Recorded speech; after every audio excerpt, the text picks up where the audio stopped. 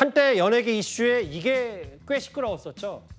열애설과 함께 환승연애 논란이 불거졌던 배우 류준열 씨가 오늘 한 드라마 제작 발표 현장에서 왜 본인이 침묵할 수밖에 없었는지에 대해서 직접 입을 열었습니다. 한번 배우 류준열 씨의 목소리 듣고 올까요?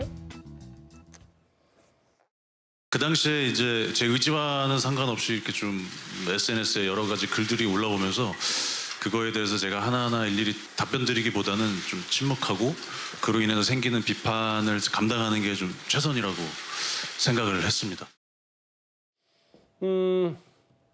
이혜리 씨와의 오랜 연애 그리고 이제 그 과정에서 한소희 씨와의 열애설 불거지면서 각자 그 옛 여자친구와 뭐 현 여자친구 간의 SNS 설정도 있었던 걸로 기억하는데 침묵하는 게 최선이었다. 오늘 저 드라마 제작 발표 때문에 본인 입장을 안 밝힐 수 없었던 모양이죠. 그렇죠. 사실 유준열 씨가 그 논란이 있었던 이후에도 공식 석상에 섰습니다마는 어떤 입장을 밝힌 적은 한 번도 없었습니다. 그런데 오늘 처음으로 입장을 밝혔는데요. 그때 당시에 이제 본인이 침묵하고 비판을 감당하는 게 최선의 선택이었다라고 생각했다 이렇게 얘기를 했습니다. 저는 이 부분에 대해서는 좀 인정을 합니다. 왜냐하면 전 여자친구와 이 현재 여자친구가 설전을 벌이고 그게 일파만파 논란이 커지는 상황에서 본인이 뭐라고 하든 어떤 누구의 편도 들기 어려운 상황에서 논란이 기름을 붓는 격이 될 수 있기 때문에 좀 침묵을 하고 있었을 수밖에 없다는 그런 부분에 대해서는 이해를 합니다만 저는 사실 조금 더 류준열 씨도 그렇게 얘기를 했지만 문제가 될 수 있다고 보는 부분은 이른바 그린워싱 논란이에요.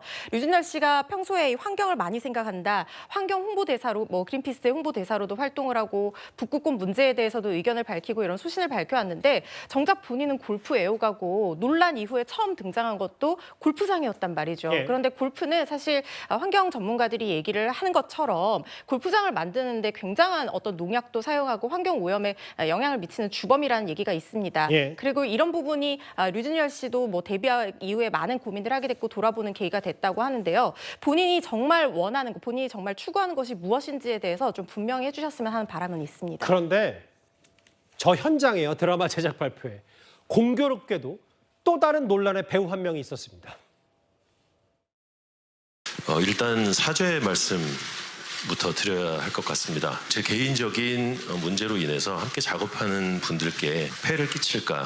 그게 아니고 사실 폐가 될 수밖에 없는 상황에 대해서 많이 조심스러웠고 두려웠고 그리고 죄송스러웠습니다. 이렇게 사과할 수 있는 기회를 주셔서 감사합니다. 참 저 드라마 제작 발표 치곤 분위기가 참 무거웠네요. 근데 이제 장현주 변호사님 4년 만에 복귀입니다. 음주운전 적발해서 뭐 본인 자숙하겠다고 했는데 어떻게 보셨어요? 그렇죠. 배우 배성우 씨 많이 기억하실 텐데요. 2020년에 음주운전으로 벌금 700만 원을 선고받아서 당시에도 많은 또 실망과 충격을 줬던 적이 있었습니다.